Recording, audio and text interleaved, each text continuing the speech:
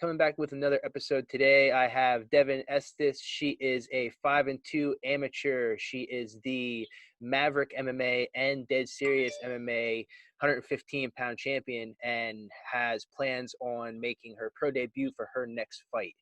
So, Devon, how are we doing today? Good, very good. Just hanging out here with the babies. Good, that's awesome. Yeah, we got to talk a little bit before I was recording, and they were running around tugging at you. They're excited. Um, what are they? Is that their daily routine is to hang out with mom? For now, yeah, since Yeah. everything's going on, yeah, they can't be at daycare, so they're home with me. And how are you enjoying that? Um, I have definitely got a whole new respect for stay-at-home moms. I mean, it's been like craziness here. And it's funny you say that. I actually wanted to talk to you about parenting while fighting. I just recently had a daughter a month ago, and kind of Congrats. changed my. Thank you. It changed my perspective on a lot of things, and fighting being one of them that I'm not sure what I want to do moving forward. I'm only a month in, so sleep Right. deprivation has a lot to do with that as well. Oh yeah. But you have, what was it? I saw two girls running Yes. around. So you Yeah. have two girls. Are they motivation for you to fight? Were you a mother before you started fighting? How did this all kind of come about? So I started fighting when I was 20 when I met Steven, my fiance and my coach. And about 5 years in, we had Mila, my first one. Um, I had actually it was quite embarrassing, but I actually had a positive pregnancy test my first fight back after Mila. So I couldn't have that fight. Unfortunately, we miscarried. And then about a few months later, we were pregnant again with Kira. And I just maintenance trained the whole time because I knew I still wanted to fight. So I trained up until about, I think, 3 days before I had Kira. Kept my weight perfect. I was gaining good baby weight. I just made sure I didn't put on too much extra. But yeah, and I still have full plans of fighting.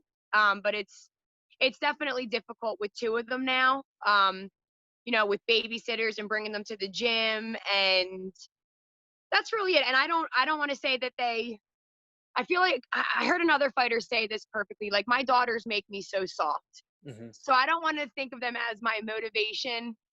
They are my motivation for everything. But when I think about them as I'm competing, and it just puts me in like mommy mode. And a lot of the time I can't have them in the back with me, or a lot of the time I also would prefer them not to be there. Hmm. Because they're very attached to me. So that's hard when I'm Sure. competing. Now, are they can't be in the back with you, but are they at your fights? Mila's been at one, and it was difficult. She threw a fit in the crowd. And she did come in the back with me. She was in the locker room with me, which was fine. But like I said, it just puts me in a different mood. Like, I'd much rather them not be there until they're a little bit older and they don't have to cling at my hip. Gotcha. Okay. And I've seen a couple of your fights, and you're not out there to make friends, which a lot of us aren't. Yeah. But is there a point in time when you're in the back and you have to flip a switch? Because seeing you through social media and your training videos, and you're kind of just like this bubbly, happy person all the time, but then you're in the cage and it's not that person. I don't have, I know some people have to be angry and have to hate their opponent, and I am not like that at all. I can't do stare downs. I smile. I can't help it. Yeah, I don't have to change anything. I train for this 5, 6 days a week. So when I go in there, I just know what I have to do, and I trust my body to lead the way. I don't need to be mad at I've had my opponents, stare me down, get in my face, and it doesn't really bother me. If anything, it's kind of funny.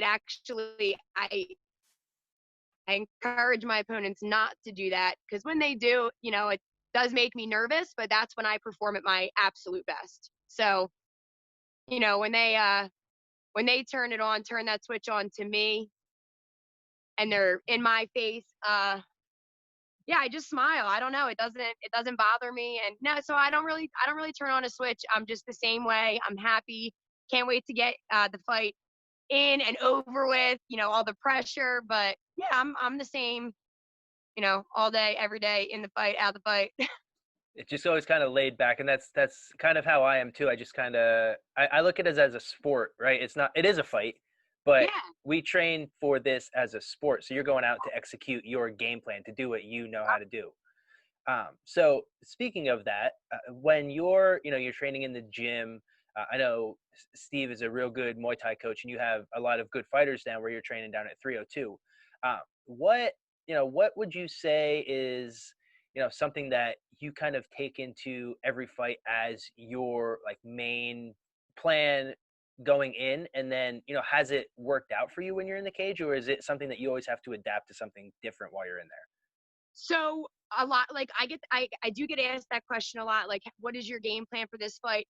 Mhm. And Steven is so huge on that I'm not going to change what I'm doing for somebody else. We work my game plan. We throw little things in there that like little tendencies that I know my opponent will do, but yeah, I don't change anything. I do what I'm going to do.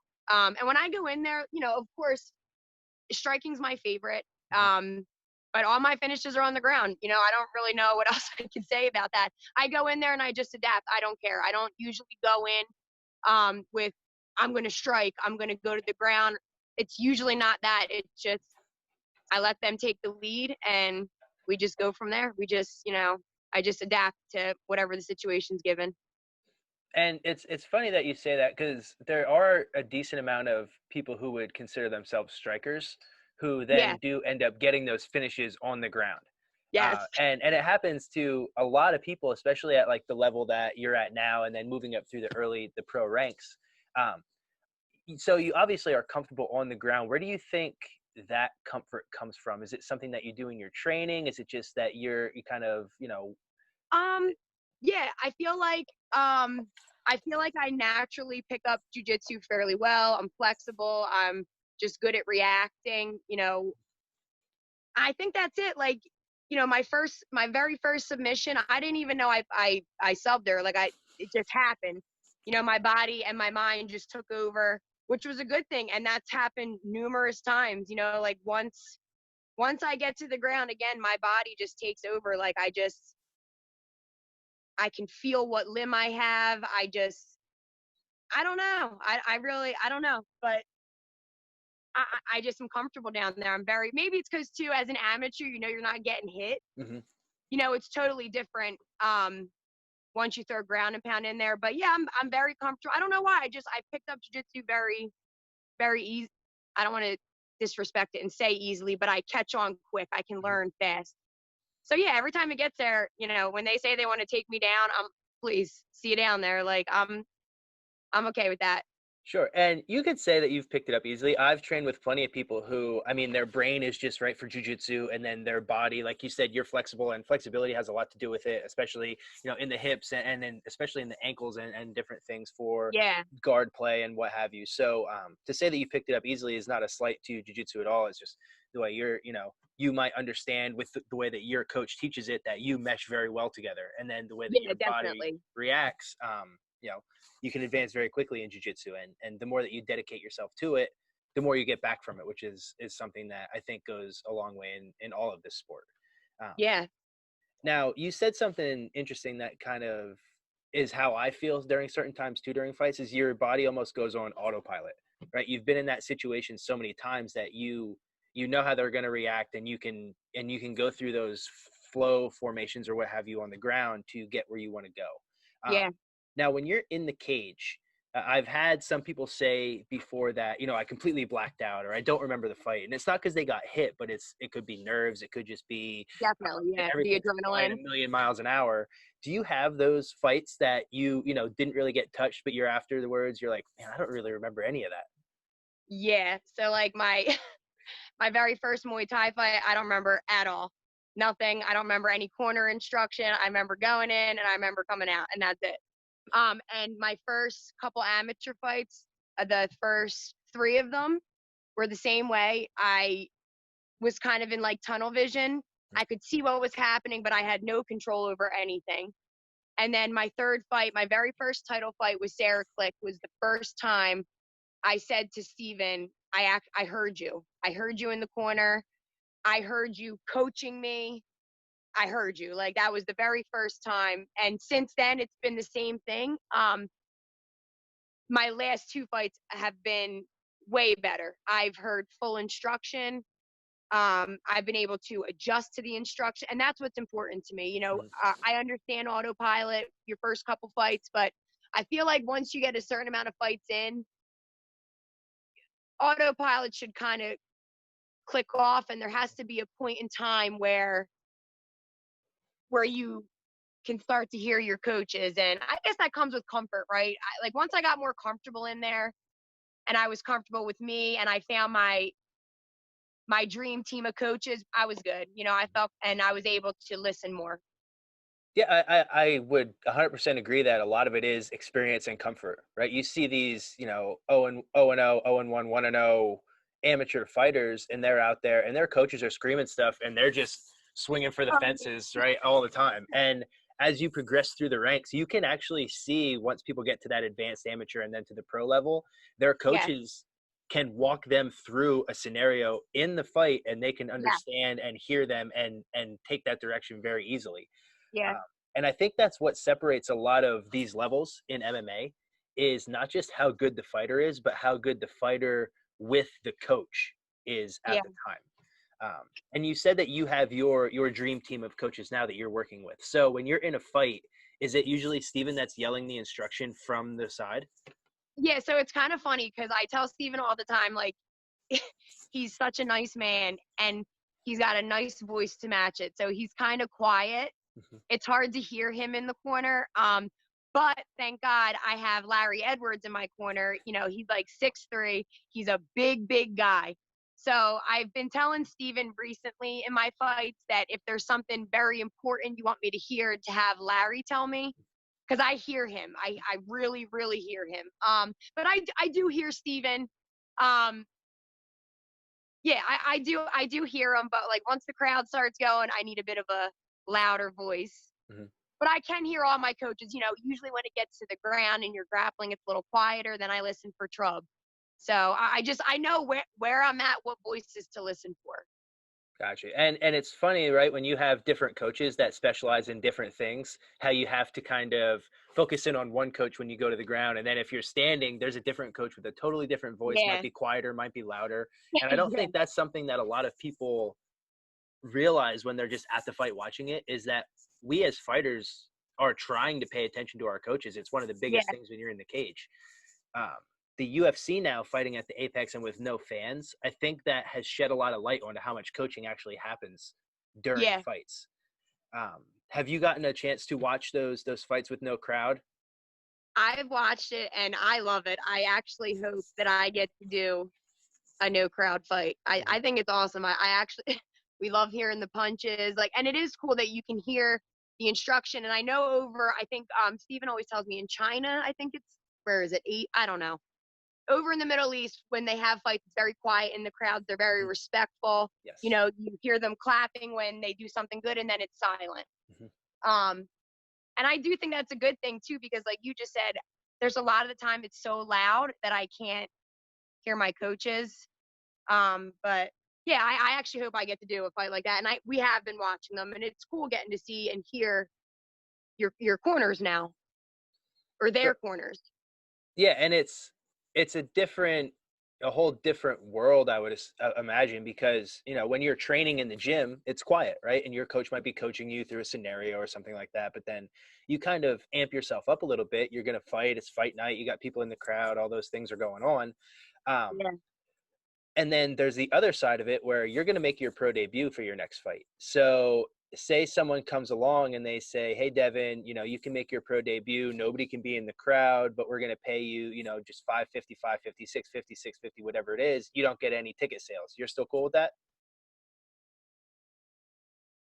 sign me up. I'm in. Definitely. So you're good to fight regardless of what the pay is at that point. You're just ready. You're down to fight. Doesn't matter. You want to make that pro debut and start going. Yeah, I've already I should already have two under my belt at this point. I'm a little upset about that. I was so ready, like I'd never felt better. So yeah, at this point, I don't care. I know some people they need the crowd. Mhm. I don't. I've gone into enemy territory. I've gone where I am completely unwanted, and it does not phase me at all. So I don't care. I don't need the crowd. I love the crowd, but I don't need it. And I would definitely do that in a heartbeat. Awesome. So say you get offered a fight, say, Maverick or somebody comes to you and they're gonna have a fight, no crowd, and it's gonna be your pro debut. Do you have somebody in mind in terms of an opponent for your first pro fight? No, I Steven usually does my opponent, or he picks the opponents for me. But no, I mean, I don't really have anybody particular. I don't usually call anybody out. It's just Mhm. not my style. Like, I'll fight who they put in front of me. That's it. And I want to build my record on fighting the best people at my level. I firmly believe you're only as good as the people you're fighting and beating. So I'd like my pro debut to be against someone that has a record similar to mine, maybe better. Um, and that's it. But no, I don't have anybody in mind. I'm always open, Steven and I, for whoever, depending on their skill level and whatnot. Sure, that makes sense. So you're gonna make this pro debut, and then hopefully we can keep fighting soon. We'll have more Yeah, fight cards whenever yeah, that we'll may see. be. Um, what are your goals for the rest of 2020? It's June, about to be July, and then into 2021, since the beginning of this year was kind of a wash. You know what? Right now, I don't even know if I have a goal for 20. Like, if I did have a goal, it's gone. I Hmm. guess my goal would be to fight pro at least once, but because of COVID, you just don't know that's going to happen. Because again, they're putting regulations down. Um, so I don't know. We're kind of living day by day, I guess, like everybody else is. You don't know if you're going to be going into work tomorrow or not. So me and Steven just maintenance train. That's it. I'm maintaining the best I can and trying to stay around weight to where I could drop in a 6-week period. Gotcha. Yeah, I saw that when the quarantine first started, that you guys were hitting pads with each other in your living room, and It's a there's little not difficult. many there's not many people that have the ability to do that. So I would say I was a little bit envious of the two of you being able to train, in the I'm living room. sorry. But no, it's good. I'm glad you guys can, you can stay in shape and still train together, and come out of this, I think, in shape and be ready for a fight. And that's what a lot of promoters are looking for: who stayed in shape, who put the work in, when nobody was looking, so that on the drop of a hat, you can kind of get out there and Exactly. scrap. Awesome. Well, we're looking forward to seeing you make your pro debut, whenever that will be. And hopefully I can get down to 302 at some point and train. I've been talking to a couple people who have been down there, and have been asking me to come down and spar. So I'll hit Nice. you guys up, and I'll be down at some point with a camera. We'll get a bunch of different athletes trained, and we'll have a good time. Definitely. I can't wait. We're excited. Awesome, Devin. It was a pleasure talking to you. I'll see you soon. You too. Bye. All right, see ya.